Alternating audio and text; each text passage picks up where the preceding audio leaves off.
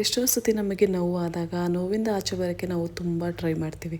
ಆ ನೋವಿಂದ ಆಚೆ ಬರೋಷ್ಟರೊಳಗಡೆ ನಾವು ಎಷ್ಟೋ ಜನನ ಕಳ್ಕೊಂಡಿರ್ತೀವಿ, ಎಷ್ಟೋ ವಸ್ತುಗಳನ್ನ ಕಳ್ಕೊಂಡಿರ್ತೀವಿ. ಆ್ಯಂಡ್ ನಾವು ಬರ್ತಾ ಬರ್ತಾ ಇನ್ನೂ ಸ್ಟ್ರಾಂಗಾಗಿ ಹೋಗ್ತೀವಿ. ಆವಾಗ ನಿಮಗೆ ಒಂದು ಪಾಯಿಂಟಲ್ಲಿ ಅನಿಸುತ್ತೆ, ನಾವು ಒಂದನ್ನು ಕಳ್ಕೊಂಡ್ವಿ, ಅದಕ್ಕೋಸ್ಕರ ನಾವು ಇಷ್ಟೊಂದು ಸಫರ್ ಮಾಡಿದ್ವಾ ಅಂತ ಅನಿಸುತ್ತೆ. ಲೈಫಲ್ಲಿ ಸ್ಟ್ರಾಂಗ್ ಆಗಿರೋದು ಎಷ್ಟು ಇಂಪಾರ್ಟೆಂಟ್ ಅಂತಂದರೆ, ನಾವು ಯಾರನ್ನೇ ಕಳ್ಕೊಂಡ್ರು, ನಾವು ಏನನ್ನೇ ಪಡ್ಕೊಂಡ್ರು, ನಾವು ತುಂಬ ಸ್ಟ್ರಾಂಗ್ ಆಗಿರಬೇಕು ಆ್ಯಂಡ್ ಎಲ್ಲದಕ್ಕೂ ರೆಡಿ ಆಗಿರಬೇಕು. ಹೌದು, ಆ ಟೈಮಲ್ಲಿ ಅನಿಸುತ್ತೆ ನಾವು ಇವ್ರನ್ನ ಕಳ್ಕೊಂಡ್ವಲ್ಲ, ಆ ವಸ್ತುನ ಕಳ್ಕೊಂಡ್ವಲ್ಲ ಅಂತ ಅನ್ನಿಸ್ದಾಗ ನೋವಾಗೋದು ಸಹಜ.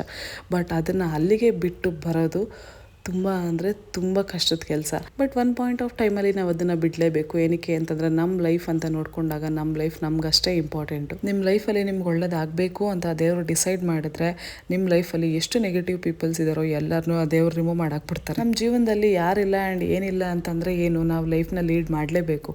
ಅದಕ್ಕೋಸ್ಕರ ಚಿಂತೆ ಮಾಡಿಕೊಂಡು ನಾವು ಕೂತ್ಕೊಂಡ್ರೆ ನಿಜವಾಗ್ಲೂ ನಾವು ನಮ್ಮ ಟೈಮ್ನ ತುಂಬ ವೇಸ್ಟ್ ಮಾಡ್ಕೋತೀವಿ. ನಾನು ಯಾವಾಗಲೂ ಅಷ್ಟೇ, ನನ್ನ ಮನಸ್ಸಿಗೆ ಏನು ಸರಿ ಅನಿಸ್ತೋ ನಾನು ಅದನ್ನೇ ಮಾಡ್ತೀನಿ. ನನಗೆ ಯಾವ್ದು ಸರಿ ಅನಿಸಲ್ವೋ ನಾನು ಅದು ಯಾವುದೇ ಕಾರಣಕ್ಕೂ ಮಾಡೋಕ್ಕೆ ಹೋಗಲ್ಲ. ಆ್ಯಂಡ್ ನನ್ನ ಮುಂದೆ ಎಷ್ಟೇ ಜನ ನಿಂತ್ಕೊಂಡು ಆ ಮಾತು ಹೇಳಿದ್ರು ನನಗೆ ಕೇಳಲ್ಲ. ಯಾಕಂದರೆ ಯಾವಾಗಲೂ ನನ್ನ ಸೆಲ್ಫ್ ಕಾನ್ಫಿಡೆನ್ಸ್ ಯಾರಿಂದನೂ ಲೋ ಆಗಬಾರ್ದು ಅಂತ ನಾನು ಅನ್ಕೋತೀನಿ. ಇದು ಇವತ್ತಿನ ವ್ಲಾಗ್ ಆಗಿತ್ತು. ನಾನು ನಿಮಗೆ ನೆಕ್ಸ್ಟ್ ವ್ಲಾಗಲ್ಲಿ ಸಿಗ್ತೀನಿ. ಅಲ್ಲಿವರೆಗೂ ಬಾಯ್.